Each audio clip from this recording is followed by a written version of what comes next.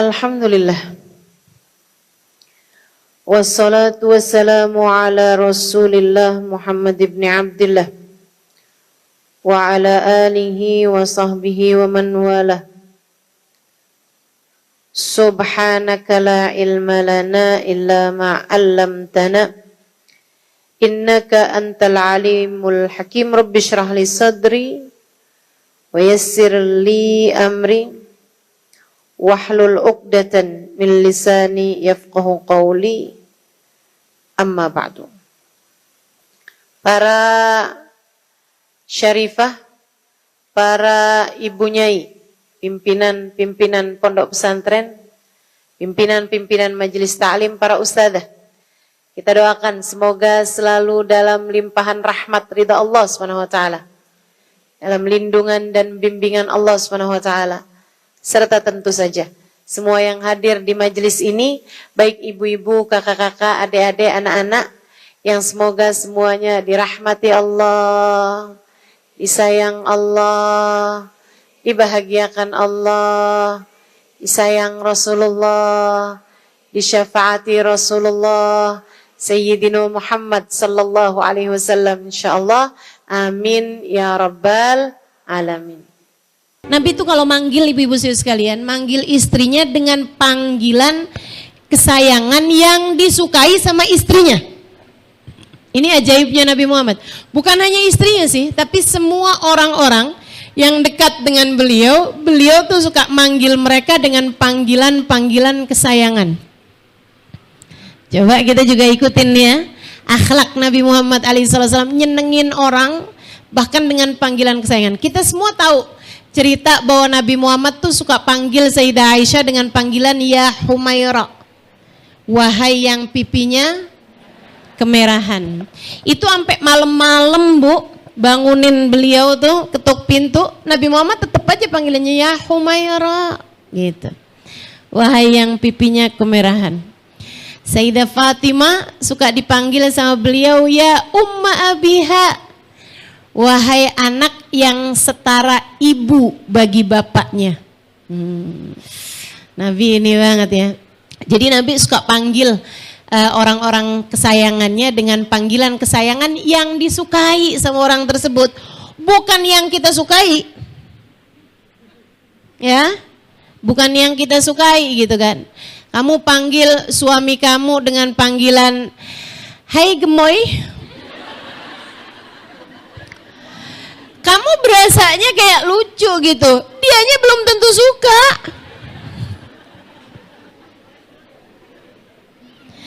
Hai Ndut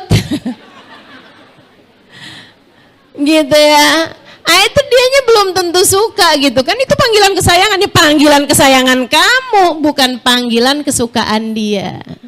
Nabi itu manggil panggilan kesukaan yang disukai sama orang tersebut gitu. Abu Hurairah, itu pernah dilihat Nabi Muhammad mainan kucing. Akhirnya dipanggil Nabi Muhammad, ya Aba Hirrah, bapaknya kucing. Padahal namanya Abdurrahman.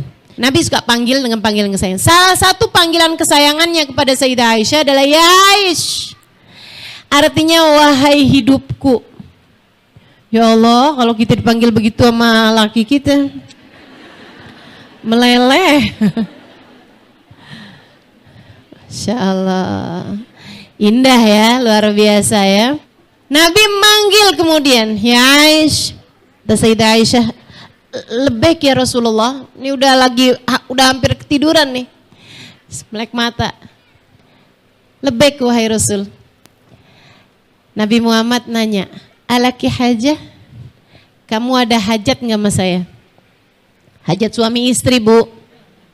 Nabi nanya, Aisyah kamu lagi ada hajat nggak? Kata Sayyidah Aisyah, emang kenapa gitu Rasul? Maksudnya kenapa engkau bertanya? Kata Nabi Muhammad, ya Aisyah in kana lak hajat qdiha. Wahai Aisyah, jika kamu sedang punya hajat, aku akan dengan senang hati melakukannya. Wa illa, kalau enggak, izinkan aku untuk beribadah kepada Allah. Bu, itu nanya aja udah bikin istri GR setengah mati. Betul enggak? Kita ini ciptakan di atas muka bumi buat ibadah.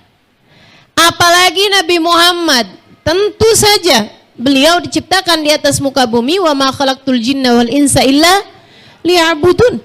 Tidaklah kami ciptakan jin dan manusia kecuali untuk beribadah kepadaku. Tapi Nabi Muhammad mau ibadah sama Allah, bilang dulu sama istrinya, jangan sampai ibadahnya mengurangi hak istri terhadap dirinya. Lihat bagaimana Islam menempatkan begitu tinggi nilai perempuan dalam pandangan Islam. Makanya dah Islam nih nggak usah diajarin persamaan gender lah, apalah, emansipasi lah. Begitu ya. Orang-orang itu ya kayak pengen memandang mulia perempuan disama-samain sama laki-laki gitu. Emangnya nggak sama, mau disamain gimana, Bu? Betul apa enggak? Orang laki-laki mau nyapu halaman gitu kan, atau mau nyiram-nyiram gitu, buka baju, buka atasan gitu, biasa-biasa aja. Cewek mau disamain, ya ampun. Kebayang kayak apaan? Maka teman-teman saudaraku sekalian saya muliakan, emangnya nggak sama, nggak bisa disama-samain. Udah ikut aja aturan dalam Islam, bagaimana cara Islam meninggikan derajat kaum perempuan. Ngeliat cara Nabi Muhammad memperlakukan perempuan, kita jadi ngerti betapa sangat berharganya kita sebagai perempuan dalam pandangan Allah, dalam pandangan Rasulullah. Makanya memang benar kata Nabi, laki-laki yang mulia yang dapat memuliakan perempuan, dan laki-laki yang hina yang dapat menghina perempuan. Gitu ya. Ibu-ibu pada dapat senjata nih. Apa tadi Ustazah? Ulangi coba. Biar saya bisa bilangin sama suami saya itu ya. Kalau dia udah menghina-hina saya, memang hanya laki-laki hina yang suka menghina perempuan. Masya Allah, Masya Allah. Teman-teman saudaraku sekalian saya muliakan, Nabi kita Muhammad alaihi salam.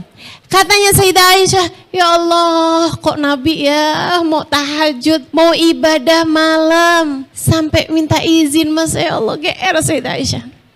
Sayyidah Aisyah kemudian menjawab, ini perempuan berilmu. Perempuan berilmu, coba nih liatin jawaban perempuan berilmu. Kalau kamu tanyain nama suaminya kayak begitu, palingan jawabannya, jangan walat.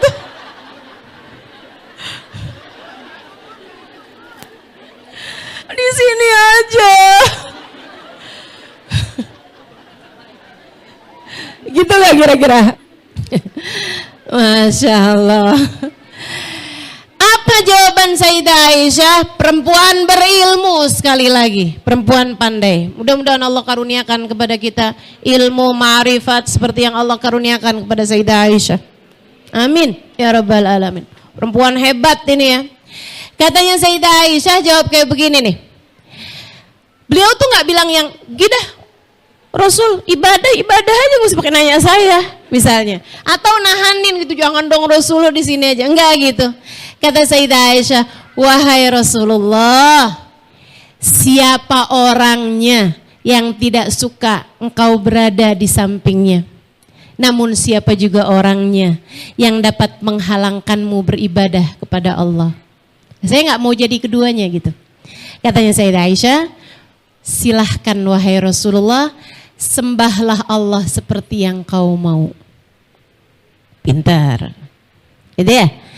Kata Sayyidah Aisyah, aku pun kemudian lihat Nabi Muhammad berdiri dan mulai mengerjakan sholat. Teman-teman sekalian, Nabi Muhammad sholat terus panjang gitu berdirinya. Kata Sayyidah Aisyah, aku ngantuk tiduran. Aku kebangun beberapa saat kemudian dan dalam keremangan lampu, ya, aku lihat Nabi Muhammad masih sedang sholat. Aku pun kembali ketiduran. Kemudian terjaga beberapa saat sesudahnya, berapa jam sudahnya, aku dapeti Nabi Muhammad masih sedang sholat. aku tertidur kembali. Aku dapetin Nabi Muhammad ketika aku terbangun, beliau sedang juga mengerjakan sholat. Antara ruku, antara sujud, antara duduk di antara dua sujud, antara tahiyat, antara lagi doa, tapi masih terus ibadah aja. Dan yang paling lama beliau aku dapati sedang berdiri menghadap Allah SWT. Sampai ketika aku bangun untuk juga mengerjakan tahajud di sepertiga malam yang terakhir, aku dapeti Nabi Muhammad masih sedang sholat juga. Sementara aku lihat kaki beliau telah bengkak karena kepanjangan beribadah. Para ulama mengatakan tuh Nabi Muhammad bengkak bukan karena panjangnya ibadah sebenarnya, akan tetapi karena enggak kuat sama beban yang Allah Subhanahu wa taala berikan kepada beliau. Sebab kalau orang berdiri sepanjang malam ngerjain sholat tuh nggak sampai bengkak. Nggak sampai bengkak. Ibu-ibu pernah bengkak kakinya? Kolesterol, asam urat, ya Bu ya. Nah itu sebab kita tuh kalau sampai kakinya bengkak gitu kan. Tapi kalau urusannya karena sholat, ada yang pernah bengkak di sini kakinya? Ya Allah, saya sih husnudzon sama ibu-ibu, tapi nggak segitunya juga. Masya Allah, tuh Bu kaki Nabi Muhammad sampai dengan bengkak. Sayyidah Aisyah begitu ngelihat kaki Nabi Muhammad bengkak, wajah beliau juga kebanyakan nangis tuh, sembab. Matanya udah bengkak begitu kan. Karena kebanyakan nangis nabinya. Sholat dengan sangat khusyuk ditambah dengan linangan air mata. Sayyidah Aisyah ngeliatnya, ya Rasulullah, lima hadzal juhud kullah. Wahai Rasul, kok sampai segininya sih? Kayaknya Allah nggak menuntutmu sampai segininya di Rasul. Sepertinya Allah tidak sampai menuntutmu sampai sebegininya. Sampai kakimu bengkak wahai Rasulullah. Sampai dengan mukamu sembab wahai Rasul dengan air mata yang seperti ini. Bukankah engkau itu awalaisa qad ghafar lakallahu ma taqaddam min dzambik wa ma ta'akhkhar? Bukankah telah Allah ampuni kesalahanmu? Jika ada yang lalu maupun yang akan datang, kenapa engkau memaksakan diri sampai sedemikian? Apa jawab Nabi Muhammad? Ini sebenarnya yang pengen saya bahas nih di pertemuan siang hari ini. Dengan harap-harap cemas, mudah-mudahan nih yang kita bahas pada sore hari ini bisa menjadi panduan bagi kehidupan kita. Kita menjalani kehidupan menjadi hamba-hamba yang seperti itu. Apa kata Nabi Muhammad? Afala uhib an akuna abdan syakura. Bukankah aku ingin wahai Aisyah menjadi seorang hamba yang pandai berterima kasih kepada Allah. Ini adalah caraku berterima kasih kepada Allah wahai Aisyah. Dan meski usahaku seperti apapun untuk menunjukkan rasa terima kasihku kepada Allah, rasanya aku belum cukup untuk melakukannya dari banyaknya karunia yang telah Allah berikan dalam kehidupanku. Para ulama dari hadis ini menyimpulkan bahwa makam tertinggi, tempat teragung, derajat paling mulia yang Allah SWT berikan kepada seorang hamba adalah ketika hamba tersebut mampu untuk menjadi seseorang yang pandai bersyukur, pandai berterima kasih kepada Allah. Mudah-mudahan Allah jadikan kita yang seperti itu. Hamba-hamba yang pandai bersyukur, hamba-hamba yang pandai berterima kasih, Hamba-hamba yang selalu melihat Allah dari sisi-sisi yang membuatnya terus berterima kasih, terus bersyukur, terus memuji Allah atas limpahan karunia yang telah Allah SWT berikan dalam kehidupannya. Gitu teman-teman sekalian. Tingkatan tertinggi seorang hamba tuh. Jadi hamba yang syakura. Jadi hamba yang pandai berterima kasih. Coba kita lihat dalam hidup kita. Mana yang lebih sering kamu pikirkan? Hal-hal indah yang Allah beri dalam hidupmu sehingga kamu banyak terima kasihnya. Atau hal-hal kurang menyenangkan yang ada dalam dirimu sehingga kamu banyak ngeluhnya. Gak usah dijawab, masing-masing silakan lihat aja. Dirinya masing-masing nih kayaknya dalam hidup saya nih banyakan ngeluhnya apa banyakan terima kasihnya selama ini ya. Coba kita lihat. Coba kita lihat. Dalam urusan orang tua, kamu dengan orang tuamu, kamu lebih sering yang alhamdulillah orang tua saya tuh ya alhamdulillah. Begitu atau kenapa ya lahir dari orang tua yang begini nih. Coba enakan gitu hidup saya ya. Kalau orang tua saya enggak gitu-gitu. Kayaknya enakan nih hidup saya. Mana yang lebih sering kamu rasakan gitu. Kemudian saudara-saudara kamu, kakak adekmu. Kamu lebih sering mikir yang alhamdulillah punya saudara, senang benar. Atau lebih sering mikir yang ya ampun punya saudara gini amat ya. Nyusahin mulu. Mana yang lebih sering kamu syukuri? Terhadap suamimu, para istri. Mana yang lebih sering kamu rasakan alhamdulillah punya suami baik. Punya suami Masya Allah, ya Allah panjangin umurnya, sehatin badannya ya Allah. Gimana hidup saya kalau nggak ada dia? Alhamdulillah, alhamdulillah. Begitu? Atau yang ya ampun punya laki ribetin mulu ya? Nggak ada apa? Laki-laki lain gitu bisa tuker tambah.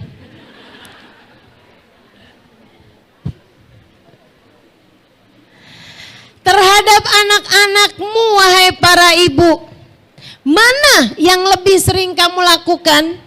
Melihat anak-anak kemudian datang syukur dalam hatimu, alhamdulillah ya Allah kau anugerahkan padaku anak-anak yang sehat, yang baik. Atau sebaliknya, ya ampun ya anak saya beneran apa kagak ya? Kok kelakuannya rada mirip setan. Astagfirullah, astagfirullah. Teman-teman saya sekalian yang saya muliakan, ini kita bisa lihat dari cara kita melihat kepada orang di sekeliling kita. Teman-temanmu, sahabat-sahabatmu, mana yang lebih sering jatuh di hatimu rasa syukur ataukah mengeluh? Kemudian teman-teman sekalian, terhadap kehidupanmu, mana yang lebih sering kamu rasakan? Alhamdulillah, ya Allah, Allah tuh sayang banget sama saya. Yang kayak saya nih ya bisa sholat, bisa sujud. Yang kayak saya dihadirkan majelis-majelis taklim. Yang kayak saya sama Allah dikasih ustazah. Gitu kan, yang ngasih tahu mesti kayak gimana gitu. Alhamdulillah, makasih ya Allah. Gitu, atau hidup kok susah amat ya, penuh derita. Ya ampun, kok saya nggak kayak ngerasain hidup kayak orang-orang gitu, bisa jalan-jalan kemana gitu kan, bisa punya ini, bisa punya itu. Ya ampun, hidup saya kok susah banget nih, sampai segini tuanya masih mikirin aja buat bayar kontrakan. Yang mana teman-teman sekalian? Kamu merasakan hidupmu berlimpah anugerah, ataukah kamu melihat hidupmu begitu banyak ujian dan cobaan yang datang dalam hidupmu? Kamu ngerasa hidup kamu tuh yang, aduh emang mesti sabar banyak-banyak. Atau kamu justru merasa yang, aduh emang mesti banyak syukurnya nih hidup nih. Mana yang kamu rasakan dalam hidupmu? Saudariku sekalian yang saya muliakan, kalau kamu ngerasa bahwa emang bener nih, yang kurang dalam hidup saya nih cuman syukurnya. Kalau kamu selama ini ngerasakan, alhamdulillah ya Allah, anugerahmu begitu besar. Afala uhib an akuna abdan syakura, bagaimana caraku ya Allah agar aku bisa menjadi seorang hamba yang mengerti berterima kasih kepadamu. Kalau kamu bisa ngelihat hidupmu berlimpahan anugerah, kalau kamu bisa ngelihat hidupmu penuh dengan kenikmatan-kenikmatan yang kurang hanya syukurnya dalam kehidupanmu, maka aku berikan kabar gembira teman-teman saudaraku sekalian, bahwa kamu adalah orang yang berpotensi untuk menjadi orang paling bahagia di dunia sebelum kelak di hari akhirat nanti.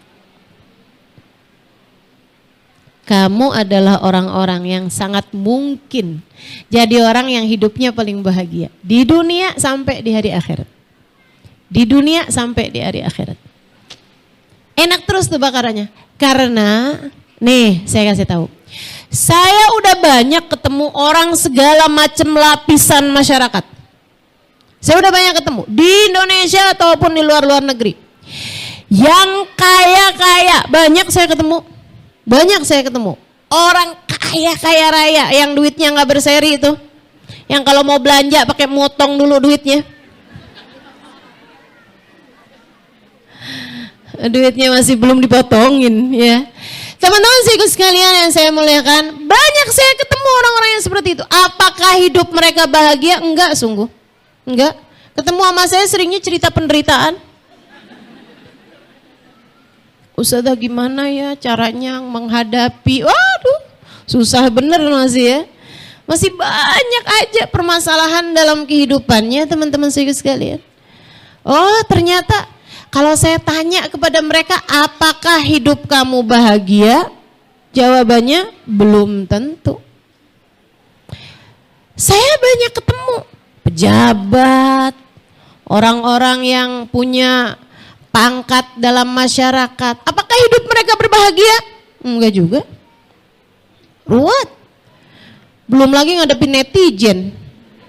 Pada julid-julid, salah mulu. Teman-teman sekalian, ketemu saya orang-orang cantik-cantik. Yang kalau ngelihat mukanya, ya ampun nih orang. Alis bagus, hidung bagus. Bibir bagus, kulit bagus, semuanya bagus gitu kan. Cakep bener gitu ya. Pas ngelihat diri sendiri, hidung apa kutil ya. Astagfirullah, gak segitunya juga saya. Kutil mana yang segini gede.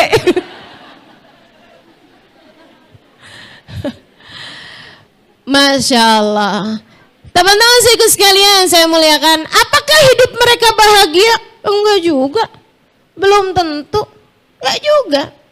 Saya ketemu orang pinter-pinter, gelar doktor, profesor dan lain sebagainya. Sekolah lama-lama tuh, bukan cuman S1, S2, S Podeng, S Teler, semuanya tuh. Semuanya diborong sama dia gitu. Apakah hidup mereka bahagia? Belum tentu. Belum tentu. Karena Allah tuh ternyata buat kehidupan manusia tuh nggak ada yang nggak diuji. Semua orang dengan perjuangannya masing-masing. Dengan ujiannya masing-masing. Bisa jadi dia kaya, artinya ujiannya bukan dari sisi ekonomi, tapi dari sisi yang lain. Ya Bu ya, orang tuh nggak ada yang bener hidupnya. Saya selalu bilang bukan bener dalam artian ini ya, dalam artian menjalani kehidupan. Tapi manusia itu tidak ada yang ideal. Tidak ada kehidupan siapapun yang ideal teman-teman. Yang pas semuanya tuh nggak ada. Tahu kenapa? Karena Allah menciptakan dunia ini bukan untuk dunia. Kalau kamu dikasih kehidupan yang ideal, kapan ceritanya kamu kangen sama surga? Ini yang selalu saya ingatkan kepada diri saya sendiri. Lagi datang sakit, nih cara Allah buat bikin saya kangen sama surga. Lagi datang kesulitan, nih dia nih, cara Allah buat bikin saya kangen sama surga. Lagi bikin dibenci sama orang, ini dia nih, cara Allah buat saya kangen sama surga. Lagi nggak bisa tidur, susah mau buat tidur misalnya gitu ya. Ini dia cara Allah buat bikin saya kangen sama surga. Listrik lagi mati, itu dia tuh cara Allah buat bikin kita kangen sama surga. Kalau semua yang kamu mau di atas muka bumi ini sama Allah dikasih, gimana ceritanya kamu mau kangen sama surga, teman-teman? Betul apa enggak? Badan sehat terus, dicinta terus sama orang, gitu kan ya? Kemudian apa yang kita mau semuanya ada, semua orang sayang sama kita, begitu kan? Semua kejadiannya di rumah tuh semua terus saja yang kita mauin, yang kita pengenin, pengen ini dikasih, pengen itu dikasih. Lah kapan ceritanya kita mau kangen sama surga gitu kan?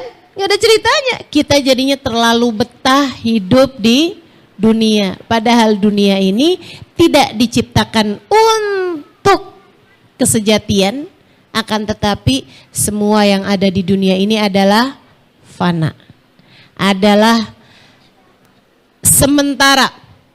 Sesuatunya pasti akan habis, akan hilang. Teman-teman sekalian saya muliakan, jadi dunia nggak pernah ideal buat siapapun. Udah nggak usah ngarepin hidup bahagia dengan keidealan. Semuanya terjadi seperti yang kita mau gitu, nggak ada. Kamu mau lihat hidupnya siapa yang ideal? Hidupnya Ustadzah Halimah kayaknya ideal. Siapa bilang? Saya sudah menikah 20 tahun dan saya belum ada anak. Ideal? Nggak ideal pasti. Kan gitu ya? Teman-teman sekalian, nggak ideal. Hidup siapapun tuh nggak ada yang ideal. Kalau kamu nganggap hidup seseorang ideal, yaitu karena dia mampu menampilkan yang ideal-idealnya itu aja. Banyak ustadzah yang ideal tuh yang di Instagram yang suka ngasih tahu lagi liburan sama suaminya ke Belanda.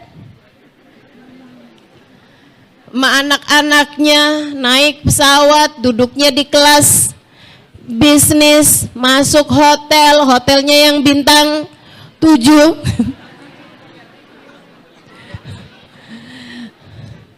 Makannya enak-enak mulu, difoto dulu gitu kan ya.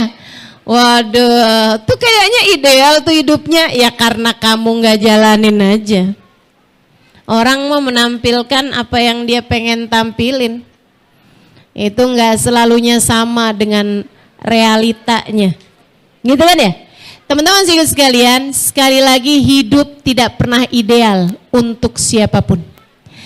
Lah terus apakah artinya tidak ada orang yang bahagia hidupnya di atas muka bumi ini? Ada.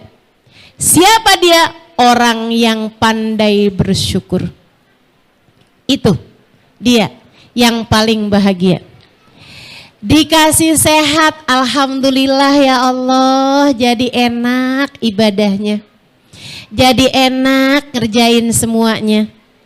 Dikasih sakit, alhamdulillah ya Allah, saatnya buat diam-diam berpahala. Saatnya untuk dosa berguguran tanpa mengeluarkan energi yang berlebihan. Orang kalau lagi sakit bu, itu dosa berguguran dari dirinya. Dia nggak ngapa-ngapain aja dosa berguguran. Ibu kalau lagi sakit kayak naik taksi gitu ya, taksi Argo tuh, gitu kan. Terus ibu tidur gitu, kayak gitu tuh. Jadi walaupun kamu tidur di dalam taksi itu, argonya jalan terus. Demikian pula kalau kamu lagi sakit tuh, kamu tidur aja, kamu diem aja, itu argo pahalamu jalan terus. Dan gak sedikit, jalannya cepet.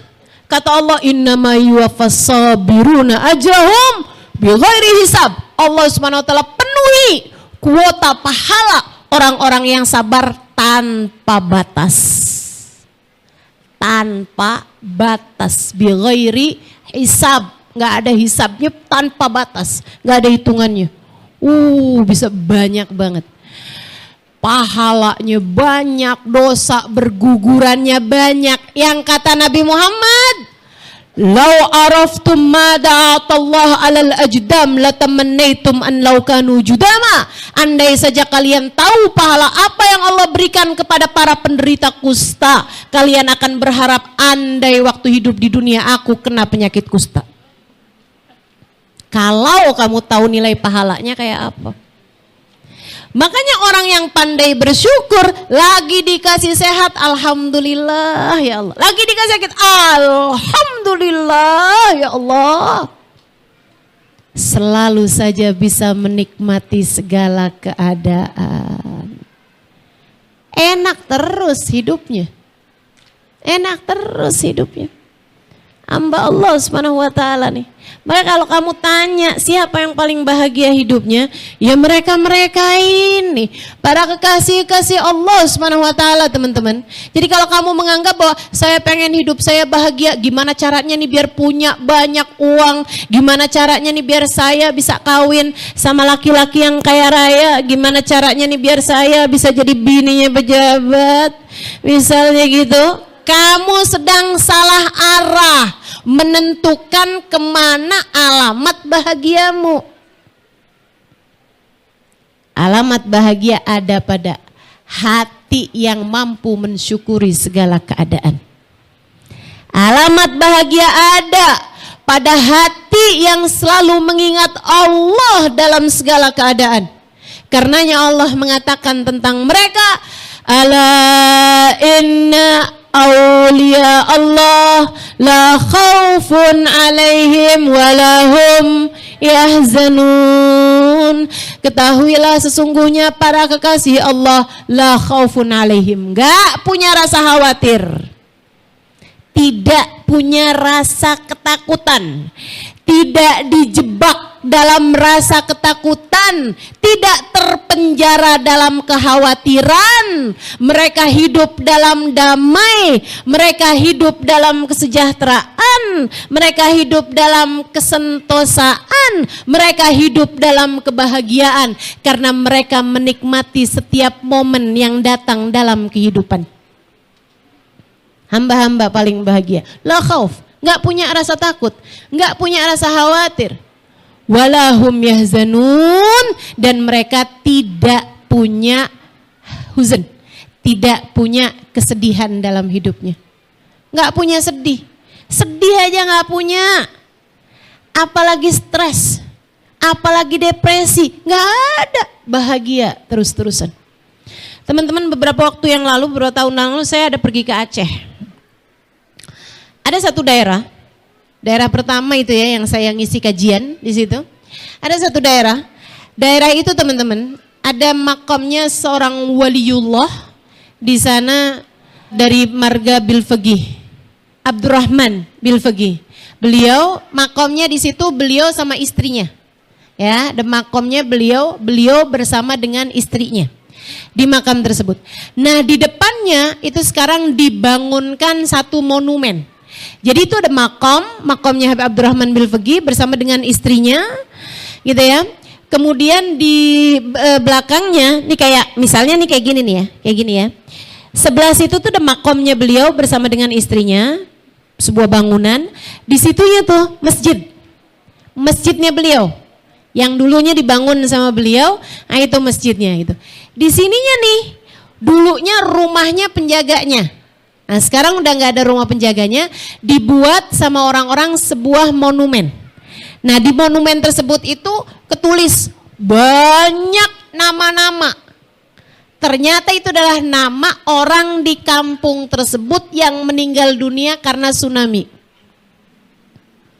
Sekampung mati semua. Kecuali satu orang kakek-kakek yang jadi penjaga di makam tersebut. Nih ya, ada kakek-kakek jagain makam itu. Dari sejak mudanya dia tinggal di situ, kerjaannya tiap hari ngebersihin makam, bersihin kamar mandi, bersihin masjid gitu ya, hari-harinya tuh. Sama dia nyiapin kalau ada acara-acara di situ tuh dia yang bagian nyiapin teh, nyiapin kopinya di dapur rumahnya dia yang sangat kecil itu. Dia ada kecil, rumah kecil di situ tuh buat dia nyiapin semuanya tuh. Kalau ada majelis tuh dia yang bikinin teh apa segala macamnya gitu. Dia khidmah di situ, nyapu, ngepel, ini apa gitu. Terus kayak gitu, berpuluh-puluh tahun. Dia nggak pernah pergi kemana-mana karena memang setiap hari di situ gitu. Tiap hari di situ. Dia selalu bilang, saya jaga makam Habib. Saya jaga makam Habib. Teman-teman sekalian, waktu kejadian tsunami, itu kan pertamanya kan gempa dulu tuh. Orang-orang pada keluar dari rumah. Mereka tuh yang keluar dari rumah itu banyak juga yang lewatin rumahnya si kakek ini. Lewatin masjid itu. Jadi mereka pun ketuk-ketuk pintu. Tuh, Datuk, gitu kan. Datuk keluar gitu, si kakek-kakek ini keluar. Kenapa? Tuh keluar tuh, ayo tuh, gempa tuh. Tuh keluar tuh, Datuk keluar tuh. Kata datuknya, enggak lah, saya jaga makam Habib. Saya jaga Habib. Dia bilang. Yang lain panik, ketakutan, setengah mati. Dan datuk ini, tenang-tenang aja. Dia bilang, saya juga udah tua, kalau mati juga ya udah mati aja gitu. Umur di atas 70-an tahun. Dia bilang, saya mau mati aja juga, gak apa-apa lah. Saya gak mau ninggal. Saya gak mau ninggal masjid, saya gak mau ninggal makam Habib. Berpuluh-puluh tahun saya jaga di sini, gitu kan ya. Masa pas waktunya mati saya gak di sini? Saya maunya mati juga di sini, biarin aja dah. Gitu. Udah tuh orang pada larian tuh. Habis itu nggak berhasil kan dia juga orang keluar lagi tuh yang dari sana tuh ayo tuh kita keluar tuh. Ya udah sana aja saya enggak dah. Dia nyalain kompor, bikin teh. Coba lihat tuh ketenangan hati orang-orang yang hatinya penuh cinta pada Allah, penuh cinta kepada Rasulullah, penuh cinta kepada para wali-walinya Allah Subhanahu wa taala, para kasih-kasih Allah, segitu tenangnya teman-teman. Kalau emang mati ya mati, enak dah saya di sini matinya. Ya udah dah saya tungguin aja dah di sini matinya. Bikin teh, duduk tenang. Teman-teman sekalian, orang semua berdoa, ayo tuh, keluar tuh. Dia biarin, ya nggak apa-apa, udah, ayo tuh selamatkan diri, udah di sini aja, saya emang udah tua juga, katanya gitu. Teman-teman sekalian, sampai kemudian kejadian tsunami, itu subhanallah, orang-orang ngelihatnya air tuh kayak ngelompatin masjid dan 3 area tersebut. Kayak dilompatin, kayak dikasih, kata orang-orang itu Seza, waktu kejadian tsunami itu kayak dikasih mangkok di masjid itu. Masjid, makamnya Habib sama rumah itu tuh kayak ditutupin dulu, kayak lagi mau dibasahin yang lain-lain, tapi yang ini ditutupin mangkok dulu gitu. Kayak ada malaikat turun dari langit nutupin dulu gitu ya, taruhin mangkok nih, yang lain kena semuanya.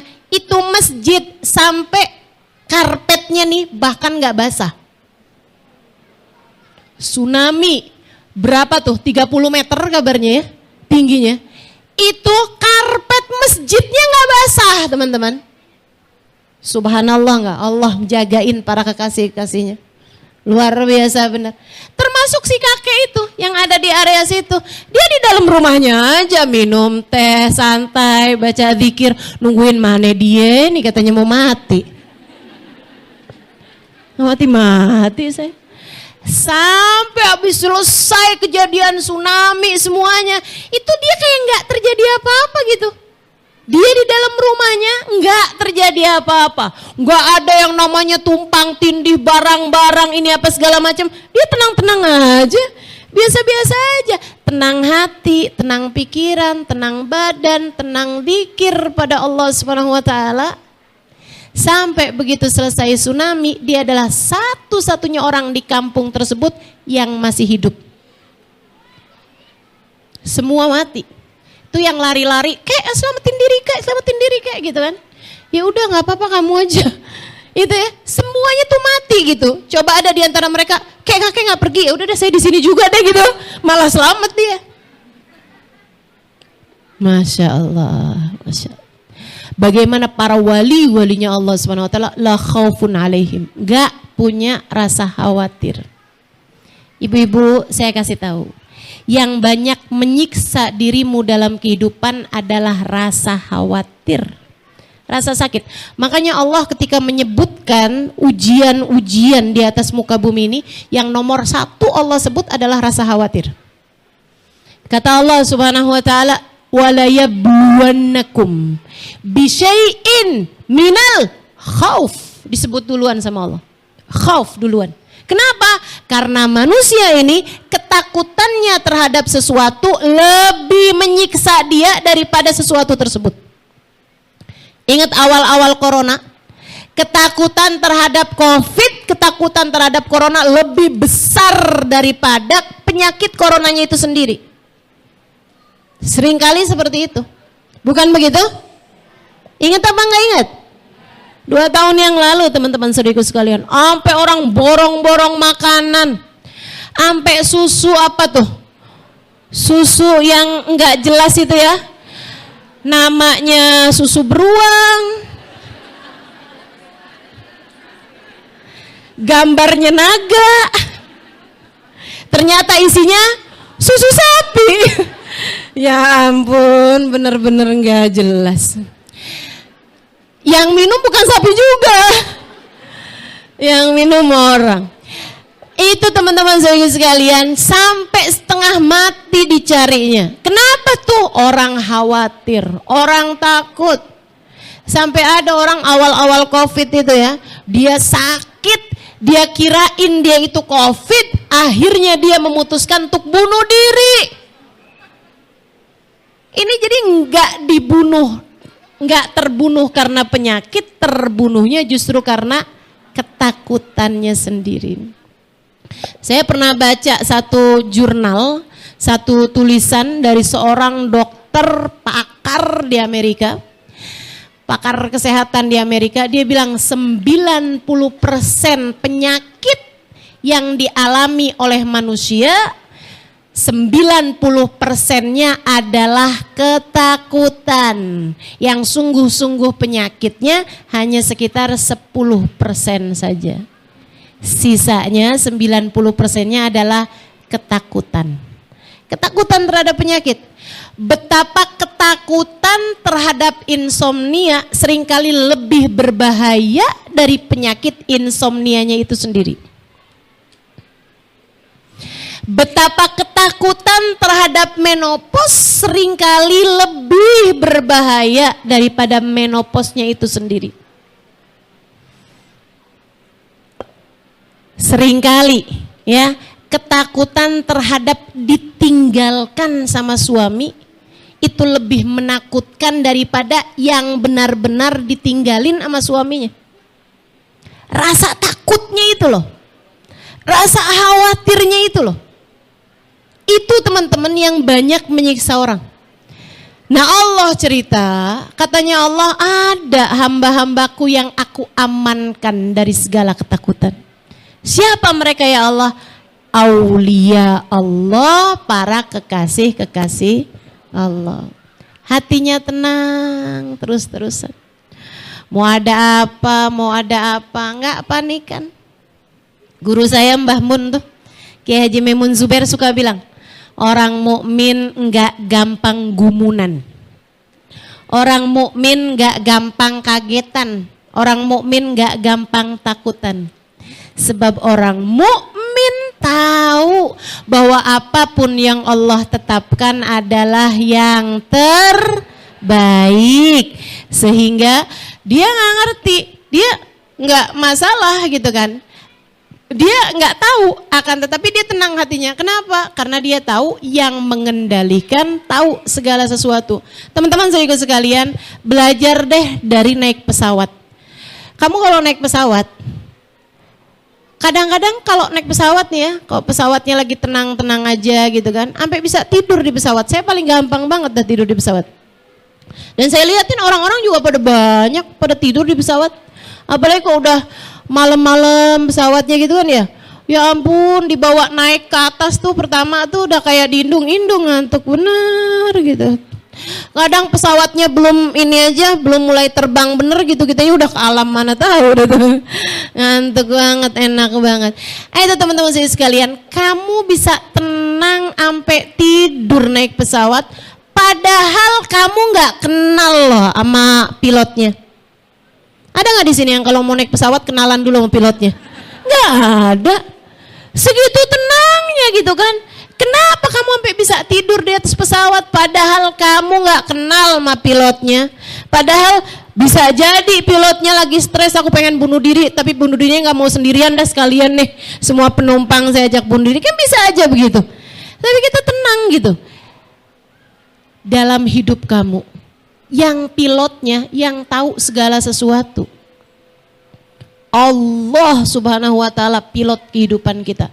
Kenapa kamu segitu paniknya? Kenapa kamu segitu takutnya?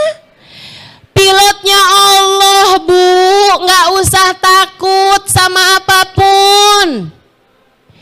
Pilotnya Allah, Dek, nggak usah khawatir urusan jodoh.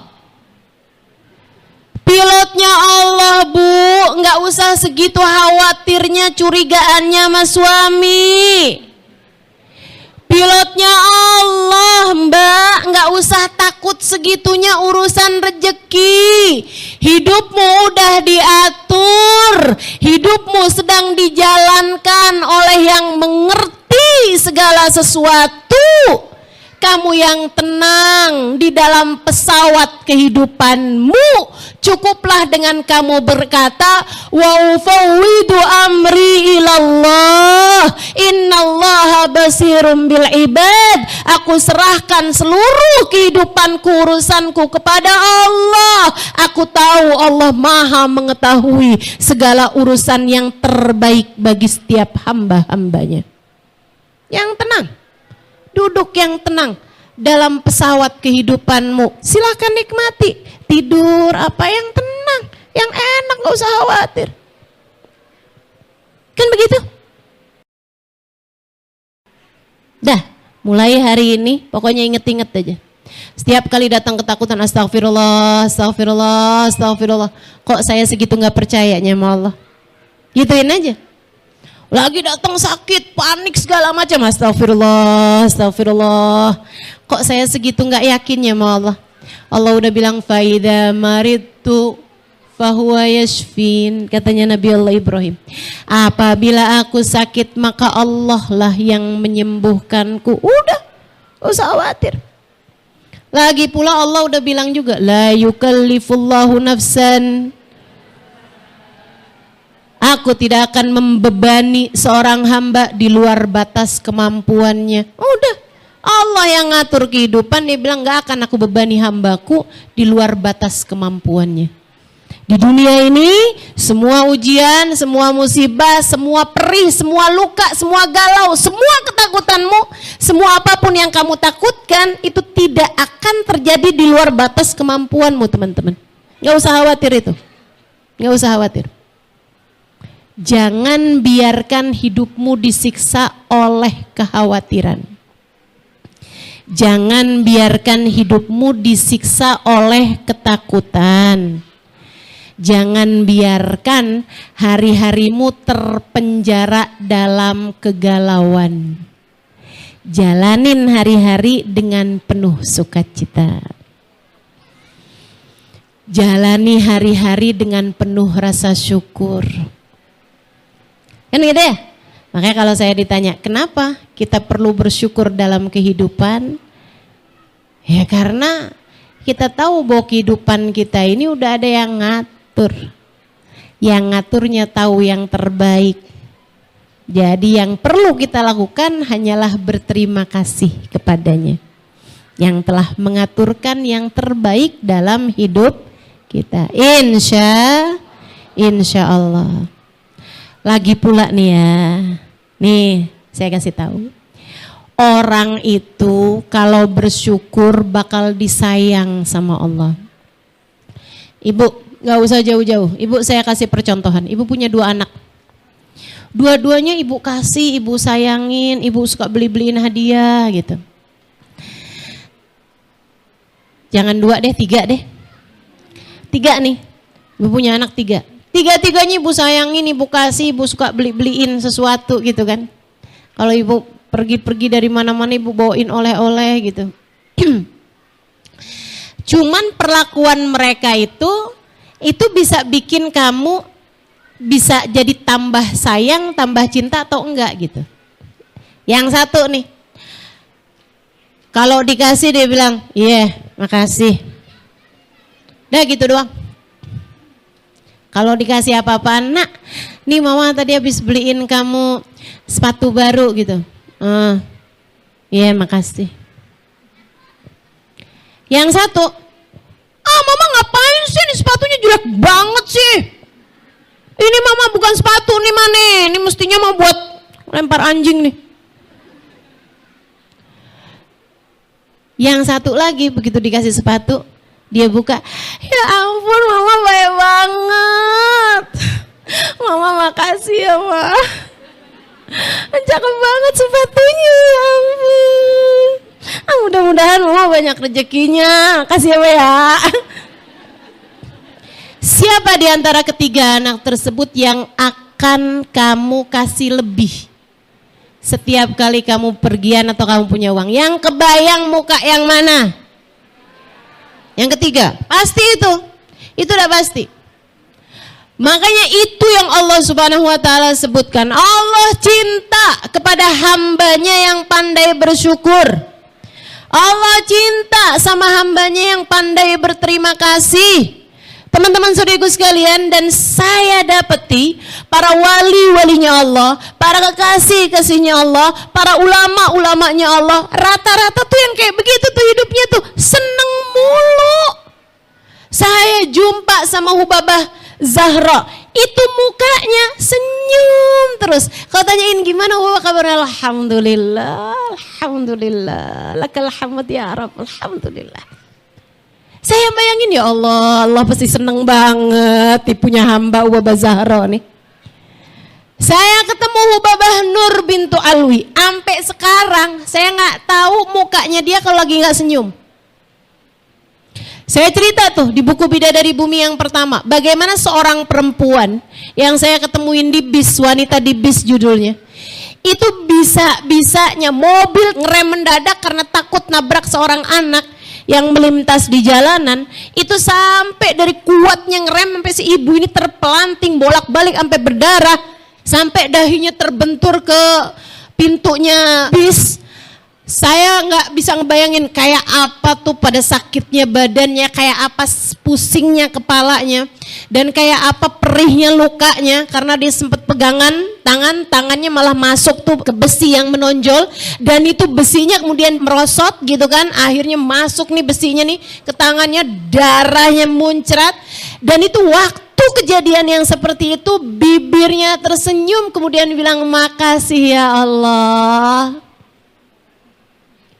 Kaget banget saya. Saya tanyain, gimana keadaanmu Bu? Saya takut nih ada yang salah-salah di sarafnya gitu. Takut aja gitu. Lo ngomongnya kayak gitu. Senyum lebar banget. Terus dia bilang makasih ya Allah. Teman-teman saya sekalian, itu waktu saya tanyain gitu kan. Saya bilang, oh Babah gimana keadaan kamu gitu. Orangnya bilang kayak gini, alhamdulillah nah, alhamdulillah. Saya jadi kaget banget gitu kan. Alhamdulillah, Rabbuna Karim, Tuhan kita baik banget ya nak ya. Saya kan heran aja gitu ya. Maksud kamu gimana? Dia bilang, nak, ini Allah lagi nyebut nama kita. Kan Allah bilang, katanya Allah kalau sedang cinta kepada hambanya, dikasihnya musibah kayak begini nih. Allah lagi cinta sama kita, makasih ya Allah, makasih ya Allah. Saya, ya ampun, luar biasa. Nih hamba-hamba model begini nih, udah pasti dicinta sama Allah, udah pasti dicinta sama Allah. Teman-teman sekalian, kalau kamu mau jadi istri yang disayang sama suami kamu, cobain nih tips dari saya nih. Jadilah seorang istri yang pandai berterima kasih. Gitu kan? Sering-sering lihat suaminya sambil senyum. Suaminya nanyain, kamu kenapa senyum-senyum gitu? Senang jadi bini abang. Ya ampun bang, makasih ya bang. Abang baik banget tuh bang. Kamu akan jadi seseorang yang disayang sama suamimu. Beneran dah, beneran. Kamu pandai berterima kasih, selalu tersenyum kepada suamimu. Ya Allah, abangku sayang, kamu adalah hadiah terindah yang Allah berikan dalam hidup saya. Waduh, tuh suami girang banget dia ngomong ini. Pernah ngomong begitu sama suaminya?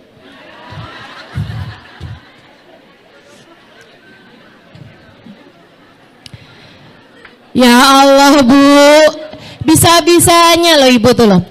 Kalau sama orang lain, orang minggir kita jalan aja kita terima kasihnya bolak-balik. Betul apa enggak? Giliran di dalam rumah, kalau ada yang kayak begituan, suami kita kayak begitu, boro-boro kita terima kasihin. Dia bilang, makanya emang jangan di situ. Bikin sempit aja loh, kayak nggak ada tempat lain aja. Masya Allah, Masya Allah, Masya Allah. Yuk teman-teman, belajar jadi orang yang pandai berterima kasih. Kamu akan tercinta. Kamu akan tercinta. Di sisi orang, di sisi siapapun tuh orang kalau pandai berterima kasih bakalan dicinta. Apalagi sama Allah SWT, emang udah pasti. Allah bakalan cinta kepada hamba-hambanya yang syakur.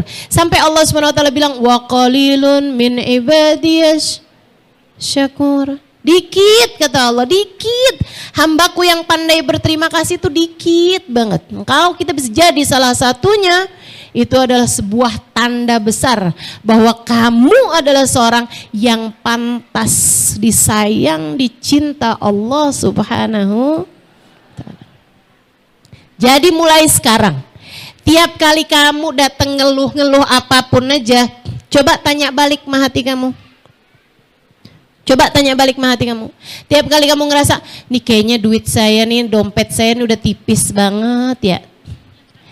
Ya ampun, kok hidup saya susah banget gitu. Balikin. Susah apa ya saya? Enggak kayaknya enggak susah kok. Ini jangan-jangan nih bukan cuman dompet saya nih yang tipis nih. Ini kayaknya ada yang lebih tipis dari dompet, yaitu rasa syukur saya kepada Allah. Tiap kali kamu datang ngeluh, kenapa hidup saya begini, kenapa hari saya begitu, kenapa saya keadaannya begini, kenapa saya begitu, langsung ingetin sama diri sendiri, astagfirullah, begitu banyak nikmat yang Allah Subhanahu wa Ta'ala berikan dalam kehidupan saya, kenapa fokus saya justru kepada hal-hal tidak menyenangkan yang datang dalam kehidupan saya. Bu, kalau bisa dipersenin tuh ya, dari 100 yang gak enak palingan 2 Bu, 98-nya enak. Betul apa enggak? Nih kamu lagi sakit nih, apanya? Perut, oh kaki masih bagus aja. Kepala masih bener, tangan masih bener, yang lain-lain masih bener. Yang benernya masih 98%. Dari yang gak enak, yang gak nyampe 2% sebenarnya. Kenapa kok fokus kamu kepada yang 2%? Kenapa nggak ke yang 98% yang banyak itu gitu? Allah bilang, fadhkuru ala Allah la'allakum tuflihun. Selalu ingat-ingatlah kenikmatan-kenikmatan dari Allah, maka kamu akan menjadi seseorang yang beruntung, seseorang yang berbahagia, seseorang yang damai hidupnya, karena yang kamu lihat fokusmu selalu kepada ala Allah, pemberian-pemberian Allah, kenikmatan-kenikmatan dari Allah, kesenangan-kesenangan dari Allah Subhanahu wa Ta'ala, yang bahkan dalam yang gak senengnya itu juga tuh seneng sebenarnya. Kayak yang tadi saya bilang, Kamu sehat seneng, oh iya itu udah pasti. Tapi sakit pun sebenarnya kalau kamu inget-ingetin lagi sebenarnya seneng juga. Kok bisa? Ngapusin dosa, bikin kamu jadi lebih kuat, bikin kamu jadi naik derajatnya, bikin kamu jadi ada banyak hal teman-teman. Dan bikin kamu bisa diam-diam berpahala, bikin kamu jadi tambah deket sama Allah Subhanahu wa ta'ala. Itu ada banyak banget kebaikan-kebaikan yang kamu bisa dapatkan dalam sakitmu tersebut gitu. Makanya teman-teman saudaraku sekalian yang saya muliakan, bahkan sehat perlu disyukuri, sakit pun juga perlu disyukuri. Maka apa yang gak perlu disyukuri? Semuanya perlu disyukuri gitu. Kamu dipuji orang senang, alhamdulillah. Allah udah tutupin aib-aib kamu. Orang jadi lihatnya semuanya yang bagus-bagus. Alhamdulillah ya Allah, Engkau telah tutupi aib-aibku di dunia ya Allah, maka tutupilah lagi aib-aibku di akhirat ya Allah. Biar orang-orang ngelihatnya yang bagus-bagus terus, makasih ya Allah. Di saat kamu lagi diomongin orang, di saat kamu lagi dijelek-jelekan orang, alhamdulillah ya Allah, ada orang banyak transfer pahala sama saya. Bu, Ibu tahu gak sih, kalau kamu lagi digibahin orang, itu orang lagi transfer pahalanya dia ke dalam rekening kamu. Kamu kalau ada orang transfer duit, kamu akan ngucapin apa sama dia? Ya ampun, makasih banget. Gak nyangka loh kamu transfer berapa 2 juta, ya Allah makasih banget. Ya ampun, baik banget sih. Bu, ada orang transfer tahajud. Kamu mau tahajud ngantuk setengah mati, ada orang transfer tahajudnya. Ibu bilang apa sama dia? Makasih. Ya ampun, kamu baik banget sih. Kan gitu. Emang ada ustadz orang transfer tahajud? Banyak tuh yang ngomongin kamu di tukang sayur. Itu lagi tuh udah transfer tahajud, transfer duha, transfer segala macem tuh. Jadi begitu kamu tahu, Bu tahu nggak si itu habis ngomongin kamu, oh alhamdulillah makasih, pada baik-baik banget ya, alhamdulillah. Kamu syukuri apa kamu keluhi? Kamu syukuri. Apa yang gak bisa disyukuri di atas muka bumi ini? Syukur. Teman-teman saudaraku sekalian, syukur. Itu yang membuat Sayyidina Ali bin Abi Thalib bilang, katanya Sayyidina Ali bin Abi Thalib, Lau futihat anil ghita makhtartu illal waqi'. Andai aku dibuka hijab sama Allah Subhanahu wa taala, bisa dikasih pilihan sama Allah Subhanahu wa taala berbagai macam hal, aku tidak akan memilih kecuali kenyataan, kecuali apa yang terjadi. Nggak akan aku pilih kecuali yang terjadi. Kenapa gitu wahai Sayyidina Ali? Andai aku dikasih pilihan nih kata Sayyidina Ali dalam hidup nih, kamu maunya apa, kamu maunya apa? Ya udah ya Allah, yang udah kau tentukan aja ya Allah. Kenapa gitu? Karena aku tahu yang Allah tentukan dalam hidupku adalah yang terbaik dalam hidupku ini. Gitu teman-teman. Kamu gak bisa milih, yang bisa milih buat kamu Allah. Sebab kamu gak tahu yang terbaik. Yang tahu yang terbaik bagimu adalah Allah. Ibu-ibu sekalian, di saat Allah lagi ngasih kenikmatan-kenikmatan sama kamu, emang patut disyukuri. Tapi bahkan di saat Allah memberimu sakit, memberimu perih, memberimu luka, memberimu kegalauan, memberimu sesuatu yang menurut kamu gak enak, itu ya, itu tuh sama kayak dokter lagi ngasih obat pahit sama kamu. Selama ini kita kalau lagi dikasih yang gak enak, kita bilang kayak gini, ya Allah kok gini amat sih ya Allah. Gini amat sih ya Allah, ya ampun. Dosa saya apa sih kok saya sampai dikasih yang kayak beginian ya Allah. Kan begitu tuh. Itu ya, itu kayak kamu lagi datang ke dokter, terus sama dokter dikasih, ayo sini, kamu saya kasih pil pahit, nih minum. Dia minum kemudian, ya ampun dokter pahit, dokter jahat banget sih sama saya dokter, ya ampun, salah saya apa dokter, sampai dokter ngasih saya obat pahit kayak begini. Ada yang begitu? Kalau ada orang kayak gitu kita bilangnya apa? Gila. Betul. Ya ampun nih cewek PA. tapi PA. Teman-teman saya sekalian, betapa seringnya kita PA sama Allah Subhanahu wa taala. Betapa seringnya kita jadi orang bodoh. Jadi hamba kok nggak ngerti. Kata Allah, gimana sih? Saya kasih sakit, saya kasih pahit dalam hidupmu, biar kamu tambah sehat, biar kamu tambah tinggi, biar kamu tambah paham, biar kamu tambah banyak pahalanya, biar kamu tambah banyak kebaikannya, biar kamu tambah mengerti hidupmu adalah untuk aku, biar kamu tambah dekat sama aku, biar kamu tambah cinta sama aku. Lah dia malah nanya, dosa saya apa ya Allah? Itu kalau Allah mau bilang, dosa kamu ya banyak. Ya Allah, ya Allah. Yuk, jadi hamba yang pandai bersyukur. Sama kayak kamu, begitu dikasih obat yang pahit-pahit kayak begitu, kita bilang, makasih ya dok ya. Berapa dok bayarnya? Malah kita mau bayar, malah kita mau balas. Itu sebabnya kenapa Nabi Muhammad nggak selesai sujudnya.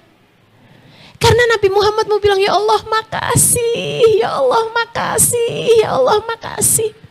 Nabi Muhammad sujud, tapi terus Nabi Muhammad ingat, nah sujud ini kan juga perlu disyukuri.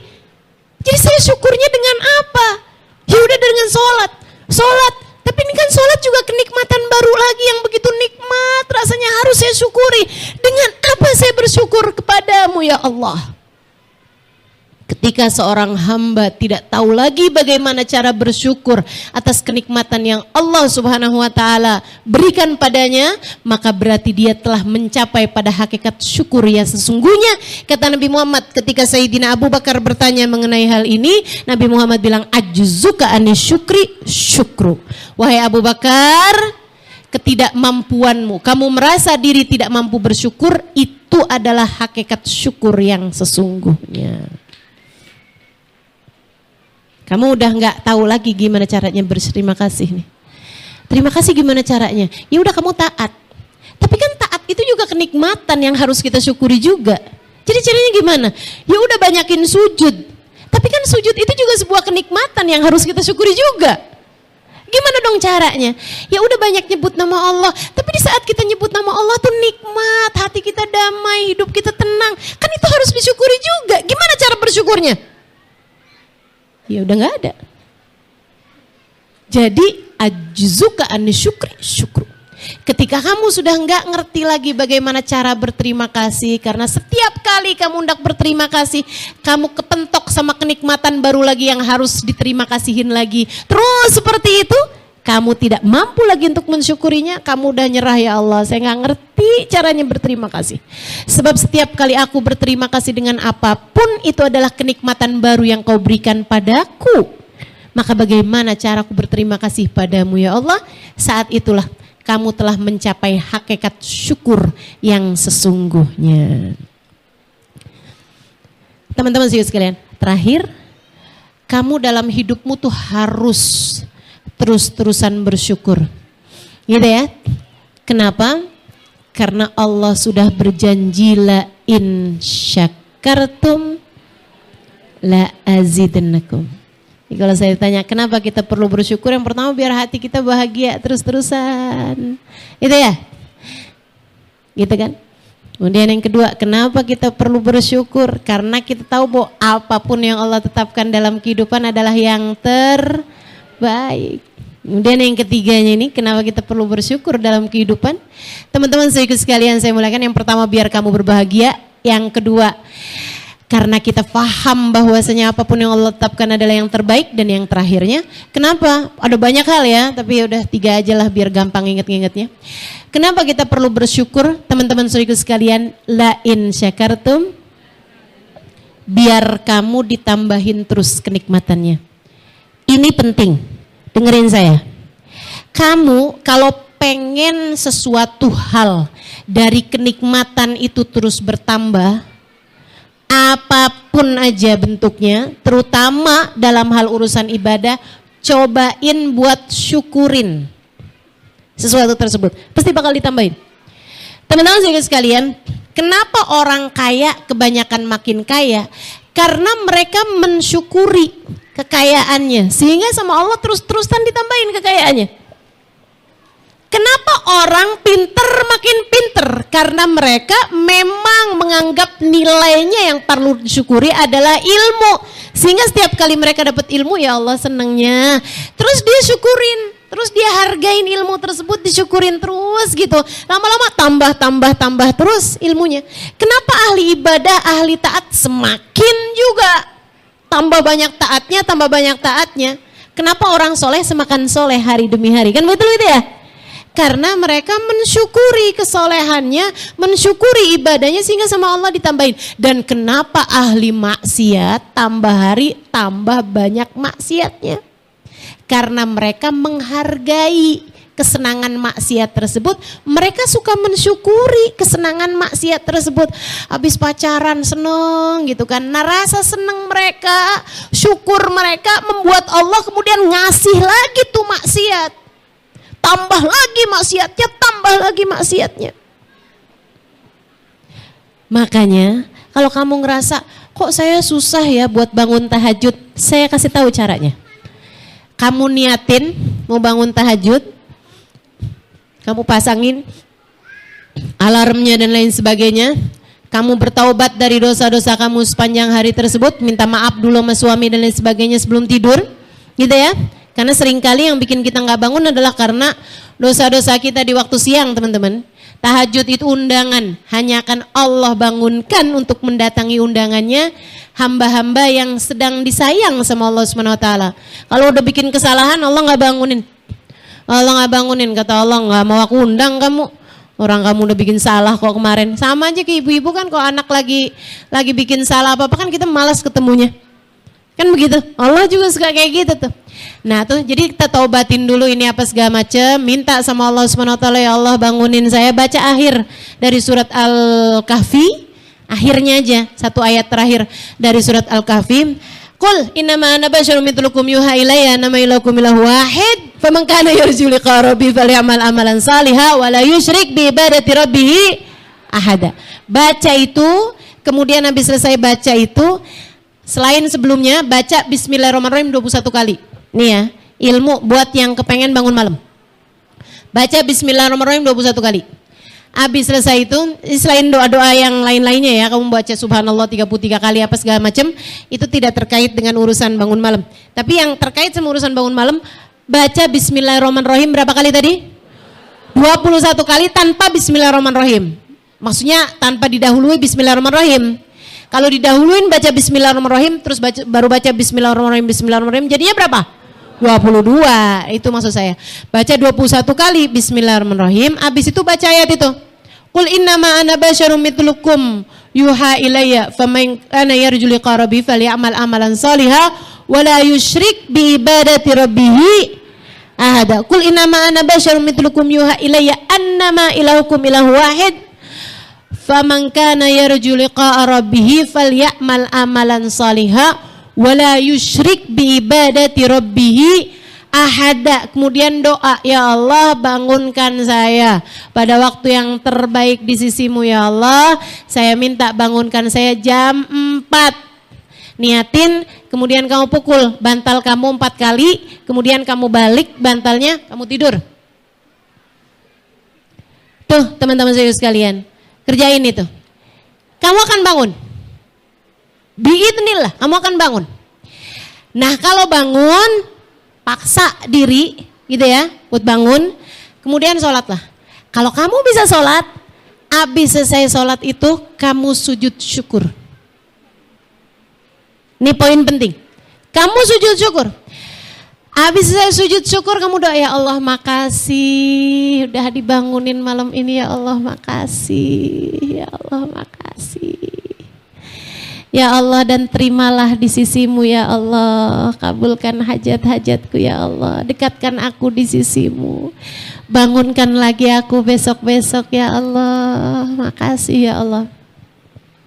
Besoknya kamu kerjain lagi yang kayak gitu, kamu bangun lagi, terus kayak begitu. La in syakartum la azidannakum, bakalan Allah terus-terusin. kalau caramu kayak begitu. Gitu ya. Tapi kalau caramu gitu kan, bangun nih di waktu malam. Pas begitu bangun mau tahajud ngelihat mens, alhamdulillah. Alhamdulillah masih ngantuk. Udah tuh, tambah susah lagi tuh bangunnya. Lah kamu malah mensyukuri di saat nggak bisa tahajud ya. Itu apaan aja teman-teman, apaan aja. Kalau kamu syukuri bakal ditambahin. Kamu dapetin anak kamu lagi sholat, anak kamu bisa dibilangin, anak kamu jadi anak yang solehah, kamu syukurin, kamu sujud syukur sama Allah SWT. Ya Allah makasih, anak saya tuh gampang diajakin sholatnya, anak saya tuh udah ngerti bertanggung jawab sama sholat, makasih ya Allah, makasih ya Allah. Bakal ditambahin terus kesolehan anak-anakmu. Suamimu gitu kan, dia nggak pernah berbuat jahat padamu, selalu aja memberikan apa yang dia bisa berikan kepadamu, kamu syukurin teman-teman, kamu terima kasih sama dia juga, terima kasih juga sama Allah SWT, bakal ditambahin kesolehan suamimu. Tapi kalau kamu tuntut terus-terusan suamimu, kamu nggak ngerti berterima kasih kepada suamimu, jangan salahkan siapa-siapa. Kalau Allah ngelihatnya, nih nggak pantas nih, udah dikasih bagus-bagus malah dia nggak pinter jaganya, dah aku ambil balik deh. Sebab la in kafartum inna adzabi lasyadid. Kalau kamu kufur nikmat, nggak pinter jaga nikmat, maka azabku amat sangat pedih. Jadi tahu ya caranya bersyukur ya. Insya. Yuk kita akhiri majelis kita dengan kita membaca suratul Fatihah bersama-sama. Kita minta pada Allah SWT mudah-mudahan biar bisa jadi hamba yang penuh syukur sama Allah. Biar hidup kita bahagia, biar kita tambah hari, tambah deket, tambah dicinta sama Allah SWT.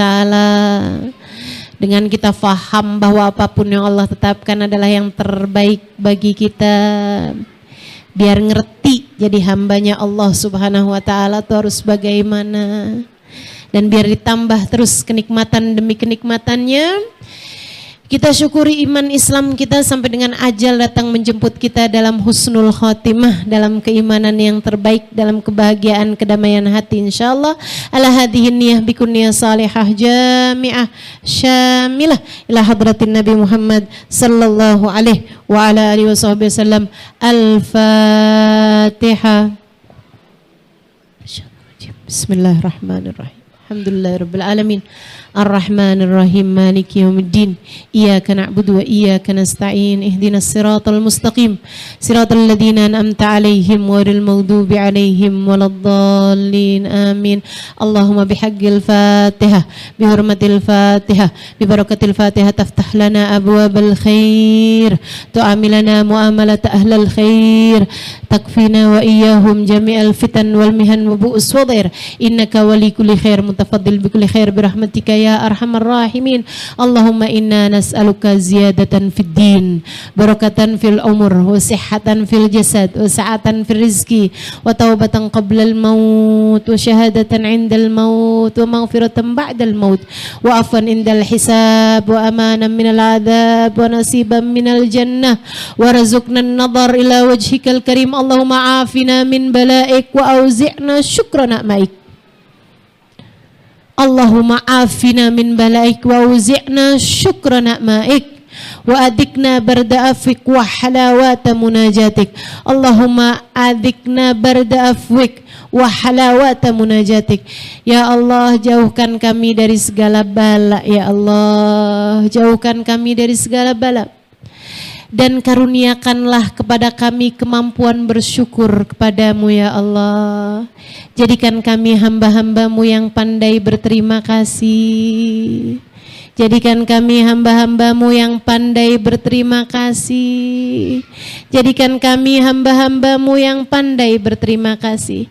Maafkan kami ya Allah selama ini yang suka tidak mengerti, yang mudah berkeluh kesah, yang mudah merasa diri begitu menderita, lupa bahwa kenikmatan yang telah Engkau berikan pada kami sebegitu besarnya. Allahumma ya Allah, maafkan kami hamba-hamba yang tidak tahu diri ini ya Allah.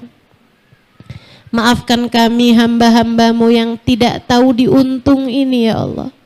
Maafkan kami hamba-hambamu yang tidak tahu terima kasih ketika telah diberi banyak pemberianmu ini ya Allah. Allahumma ya Allah, ya Allah, terima kasih atas keimanan yang telah Engkau berikan kepada kami secara gratis. Terima kasih ya Allah atas anugerah kesehatan yang telah Engkau berikan dalam diri-diri kami. Terima kasih ya Allah atas nikmat mata, dengannya kami melihat berbagai macam hal. Terima kasih ya Allah atas nikmatnya telinga, dengannya kami bisa mendengar berbagai macam kebaikan. Ya Allah, terima kasih Kau karuniakan kepada kami telinga, dengannya kami mendengarkan pembahasan pada hari ini. Ya Allah, terima kasih atas nikmatnya lisan, atas nikmatnya kami berzikir menyebut-nyebut namamu ya Allah. Betapa menyebut-nyebut namamu membuat hati kami damai, sementara mengingat-ingat kesenangan-kesenangan dari diri-diri kami membuat hati kami semakin gelap, semakin panik, semakin takut, semakin khawatir. Allahumma ya Allah, jadikan lisan kami lisan yang pandai berzikir, pandai bersyukur, pandai mengingat-ingat Engkau ya Allah, ya Allah, ya Allah. Jadikan lisan kami lisan yang pandai berterima kasih kepadamu dan kepada hamba-hambamu. Allahumma ya Allah, ya Allah, ya Allah. Terima kasih atas nikmatnya anggota badan yang masih dapat kami gunakan sesuai dengan fungsinya. Terima kasih ya Allah atas nikmatnya kaki yang telah Engkau hadirkan di majelis-majelis yang mulia seperti ini. Ya Allah, terima kasih atas nikmatnya perkumpulan-perkumpulan yang baik, atas nikmatnya majelis-majelis ta'lim. Ya Allah, jangan pernah jauhkan kami darinya. Terima kasih atas nikmatnya ilmu yang masih Engkau perdengarkan kepada kami ya Allah. Jangan pernah jauh-jauhkan kami darinya. Allahumma ya Allah, ya Allah, ya Allah. Lebih daripada semuanya, terima kasih atas nikmat iman dan Islam yang telah Kau karuniakan dalam hati kami. Terima kasih ya Allah atas nikmatnya cinta yang telah Kau karuniakan dalam hati kami. Cinta kepadamu, cinta kepada Nabi Muhammad, cinta kepada para kekasih-kekasih-Mu ya Allah, ya Allah, ya Allah. Terima kasih ya Allah atas nikmatnya hati yang mengenal kepadamu ya Allah. Terima kasih ya Allah, hati kami telah Engkau perkenalkan kepadamu ya Allah. Terima kasih, hati kami telah Engkau perkenalkan kepadamu ya Allah, ya Allah. Jika Engkau melihat betapa busuknya hati kami, tentu tidak pantas kami mendapatkan pemahaman terhadap-Mu. Tentu tidak pantas kami menjadi hamba yang mengenal-Mu. Tentu tidak pantas Kau jadikan lisan kami menyebut nama-Mu, akal pikiran kami mengingat tentang-Mu. Allahumma ya Allah, kan tapi Engkau begitu dermawan. Kau biarkan hati kami mengenal-Mu. Kau biarkan hati kami Engkau perdengarkan hal-hal yang baik tentang-Mu ya Allah. Kau perkenalkan hati kami cinta padamu. Kau perkenalkan hati kami cinta kepada Nabi Muhammad. Kau perkenalkan hati kami mencintai para kekasih-kekasih-Mu. Terima kasih ya Allah. Dan jangan pernah cabut hidayah ini dari dalam diri kami ya Allah. Jangan pernah cabut rasa-rasa yang indah ini dari dalam hati kami ya Allah. Tetapkanlah iman dan Islam dalam hati kami.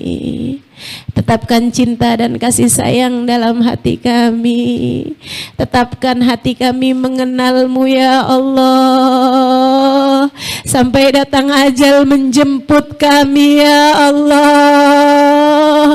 Dan hati kami mengingat-Mu ya Allah. Allah, dan hati kami selalu mengingat-Mu ya Allah, dan hati kami selalu bersyukur kepadamu ya Allah, dan hati kami selalu hidup denganmu ya Allah, hingga kami datang ajal menjemput kami, hati kami mati denganmu ya Allah, dengan mengingatmu ya Allah, dengan mencintaimu ya Allah. Allahumma ya Allah, jangan pernah cabut hidayah iman yang Kau telah karuniakan dalam kehidupan kami ini ya Allah. Hidupkan kami sebagai hamba yang pandai bersyukur.